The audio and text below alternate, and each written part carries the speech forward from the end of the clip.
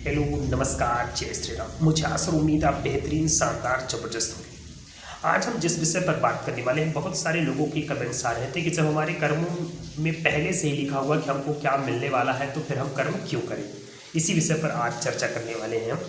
जैसे कि आप सबको मालूम है कि जो हमारे साथ चीज़ें होती हैं, जैसा हमारे आज साथ हो रहा है वो हमारे प्रारब्ध हैं। प्रारब्ध बोले तो पूर्व जन्मों का, कर्मों का फल है। पूर्व जन्म में हमने जैसे भी कर्म किए हैं, अच्छे हो या बुरे, उन्हीं का आज हमको प्रतिफल मिल रहा है। तो बहुत सारे लोग ये कमेंट कर रहे थे कि क्या जो चीज़ें लिखी हैं वही चीज़ें तो हम मिल रही, फिर हम कर्म करना ही बंद कर दें, हमको कर्म करने की ज़रूरत ही नहीं है, कर्म करना ही नहीं चाहिए। तो देखिए, वो कहते हैं ना कि वो पुरानी खेती है। मतलब आप आज आपके पास अनाज रखा हुआ, अनाज का भंडार है, और आज आप खेती नहीं करेंगे तो कितने दिनों तक वो पुराने अनाज को आप खाएंगे? है कि नहीं? समझ पा रहे हैं?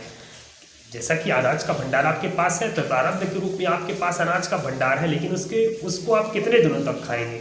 और फिर रही बात कर्म करने और ना करने की, उससे तो आप निकल ही नहीं सकते हैं। आपको ये लग रहा होगा कि यदि हम अपने आप को बिल्कुल एकदम कुछ करते ही नहीं है, बिल्कुल बैठ जाते हैं और शांत हो जाते हैं, वो भी भगवान की इच्छा, उसमें आप मन से कर्म करेंगे, है ना।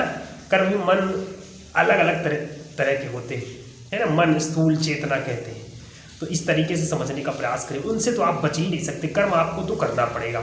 इसलिए जो चीज़ें आपको पूर्व जन्मों का पता नहीं कि हमने क्या किया है, लेकिन इस जन्म में आपको इस तरह से बनाना है कि आने वाली जो हमारी खेती होगी ना, ये तो कन्फर्म पता है कि यदि आम का आप बीज बोएंगे तो उसमें अमरूद नहीं आ सकता, पता होना चाहिए ना। आम का यदि आपने फल हुआ तो अमरूद कैसे आएगा? उसी तरह से यदि आपने जिस प्रकार से आज कर्म किए हैं, जिस प्रकार से आपके कर्म हैं, उसी का तो आपको फल मिलने वाला आने वाले समय में।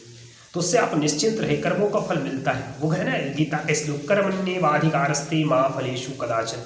हे प्राणी, तू कर्म कर, फल की चिंता ना कर। इसी तरीके से ना फल को परेशान ना हो कि आज हमने ये किया, हमको उसका परिणाम क्यों नहीं मिला।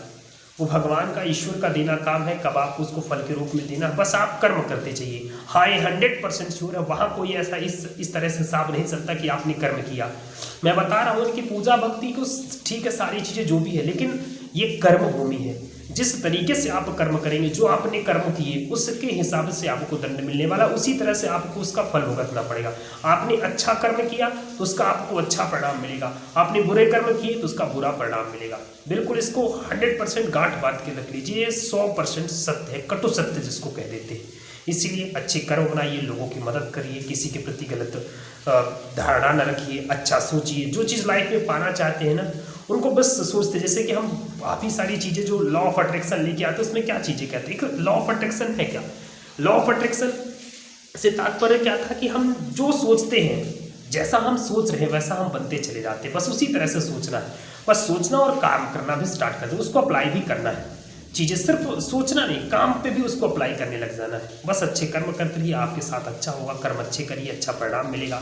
जो चीज़ें अभी आपके साथ हो रही हैं वो आपके प्रारब्ध हैं, वो पूर्व जन्मों का फल है, उसे भी आपको भुगतना पड़ेगा। उसको आप यदि काटना चाहते हैं, यदि आप चाहते हैं उनसे भी कैसे बचना, तो उनसे भी उपाय है। वो सिर्फ भक्ति मार्ग है, भजन कीर्तन करके आप उनसे बच सकते हैं, नाम जप करके। तो ये सारी चीज़ें हैं, बस कर्म के खेल को समझिए, अच्छे तरीके से अच्छा इंसान बनिए, ठीक है। तो यदि आज की वीडियो हमारी अच्छी लगी हो तो लाइक करिएगा, सब्सक्राइब कर लीजिएगा चैनल को, और प्यारा सा कमेंट लिखिएगा कि आपको वीडियो कैसी लगी। यहाँ तक वीडियो देखने के लिए आप सभी साथियों का तहे दिल से आभार और धन्यवाद। जय श्री राम।